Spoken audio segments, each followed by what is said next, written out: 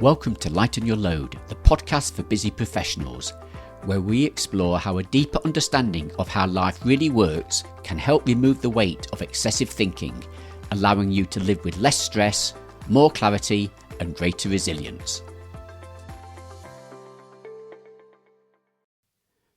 Hello, I'm Peter Field, and welcome to episode 7 of the podcast Lighten Your Load.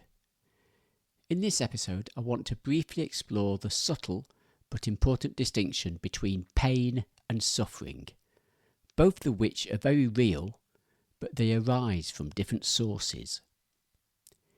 In relation to pain, it's been said that life is a contact sport, and I think we can all agree that pain is part and parcel of the human experience. Whether it's an injury to a part of your body, being hit by an object, or burning yourself on something hot, we've all experienced pain at some point in our life, and will continue to do so. Even emotional pain, such as grief from the loss of a loved one or a family pet, is a natural human response. Suffering, however, in the way that I'm defining it here, occurs when we innocently get caught up in our thinking about whatever pain we're experiencing. Let's give an example. Let's imagine two people experience the same type of back injury. Person A experiences the severe pain which arises from the injury, undergoes all the necessary treatment, and follows all the medical advice to achieve an effective recovery.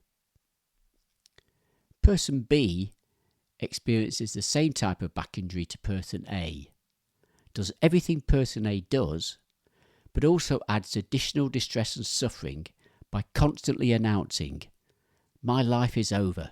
I'll never be happy again. Why has this happened to me?"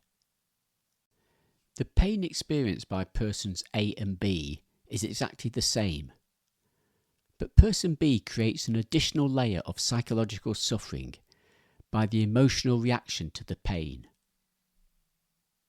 Or say you trip up the steps as you're walking onto the stage to give a company presentation.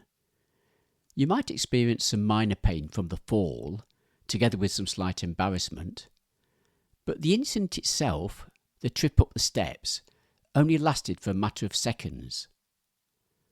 However, the suffering that can arise from this incident can last for weeks if you continually replay the event over and over again in thought, with all the self-judgment and self-recrimination. The important distinction is that the suffering is not caused directly by the circumstances or event itself.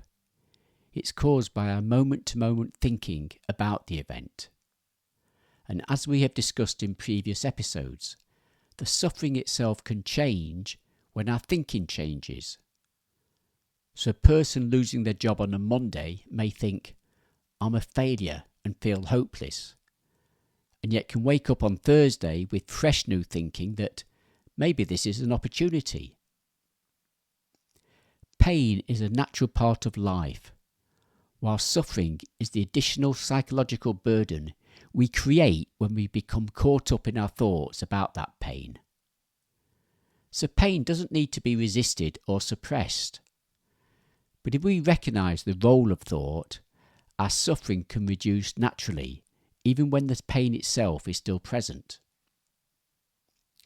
Two famous teachings help illustrate the distinction further between pain and psychological suffering.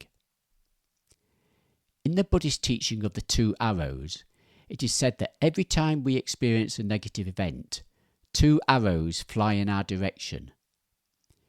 Being hit by the first arrow hurts. The first arrow is pain and is unavoidable. All human beings experience pain in their life. The second arrow is the psychological suffering caused by the emotional reaction to the first arrow. And for many people, the suffering endured from the second arrow can be worse than the pain caused by the first arrow. The teachings say that in life, we can't always control the first arrow, but we do have some choice in relation to the second arrow and our emotional reaction to the pain. And it's that reaction that will determine the extent of the suffering that's incurred. The other teaching in the Zen tradition is the story of the two monks and the woman, which goes something like this. Two monks were travelling together and came to a river. A young woman was standing on the bank, unable to cross the river because the current was too strong. One monk picked her up, carried her across the river, and set her down safely on the other side. The two monks then continued on their journey. Hours later, the second monk could no longer contain himself and said to the other monk, "We monks are not supposed to touch women. How could you carry her like that?" The first monk replied, "Brother, I put the woman down hours ago. Why are you still carrying her?" The first monk carried the woman physically for a few minutes. The second monk carried her psychologically for hours. In this story, you could say that the event itself, a woman needing help to cross a river, is akin to the first arrow. One monk helps and the event ends. Then comes the second arrow and the emotional reaction by the second monk. "You shouldn't have done that. This violates the rules. I can't believe what you've done." The suffering does not come from the few minutes at the river. It comes from continually replaying the incident over and over again in thought. Now, it's important to point out that no one consciously chooses to suffer. So this is not about implying any blame for people who suffer as a result of their emotional reaction to their pain. We all get innocently caught up in our thinking. The purpose of this episode is simply to highlight that pain and suffering have different causes, and recognising the role of thought in suffering can go a long way in reducing the amount of suffering experienced. Finally, a good question to ask yourself is this: am I responding to something that's actually here, right now, in this present moment? Or am I carrying something that only exists in my thoughts because my mind is continuing to recreate it?